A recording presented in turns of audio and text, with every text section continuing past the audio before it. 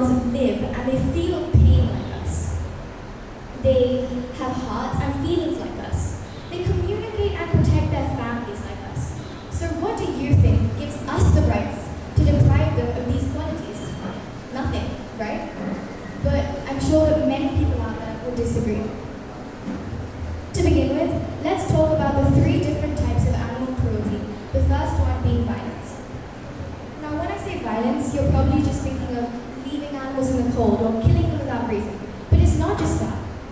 Each year, hundreds of huskies are being killed because they lack physical capability.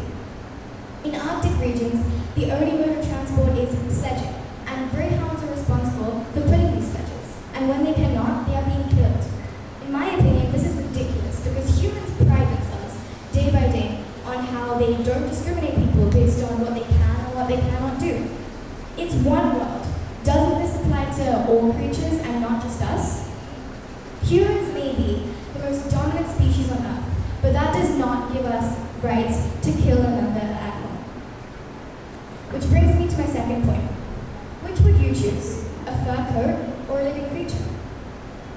Each year, 50 million rabbits, 50 million rabbits are slaughtered for their fur. And it's not just rabbits. Next time you go home and sit on your couch in your living room, just really observe what material is it made of. Is it made of leather or fabric? If it's made of leather, chances are a snake was skinned alive in order for you to sit on your couch. The rug on your floor, what's it made of? If it's made of wool, chances are it was taken from a sheep. And you're probably thinking that it's beautiful rug. It goes with my room.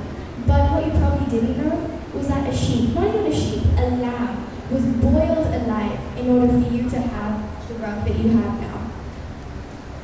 And if you think that this is a good thing, you're basically saying that the future of a lamb is destined to be a rug. That to a rug that you'll throw out in a couple of months because it collected dust. Now I'm going to talk about the second type of animal abuse, which is entertainment. If you have read the book Danny, the Champion of the World by Roald Dahl, I'm pretty sure a lot of the kids who would have read that book, they talk about poaching of animals. Poaching of animals is killing animals simply just for pleasure, not even for survival purposes or for religious purposes. It's simply just for pleasure. In Mexico, they have a festival called a dog fight or a chicken fight, where they put 2 dogs or 2 chickens in a ring and make them fight each other until one of them dies an extremely sufferable death. Like I said earlier, this isn't even for religious purposes. It's simply just for pleasure. Which brings me to the final type of animal abuse, which is extinction. What does any of it end in? Extinction, right? The dodo bird ended in extinction. We will probably also end in extinction.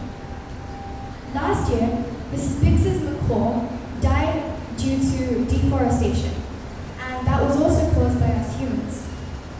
Snakes. Nowadays you're hearing in all the rural villages, they're coming into our houses, and we're panicking because of that. But we're the ones who caused that, right? We set forest fires that have sent all the snakes coming into our houses. Also, you're probably thinking how can I do anything to help? I'm just 1 in 7 billion. You've probably heard in a lot of the TEDx and Toastmaster speeches that you can make a change as an individual.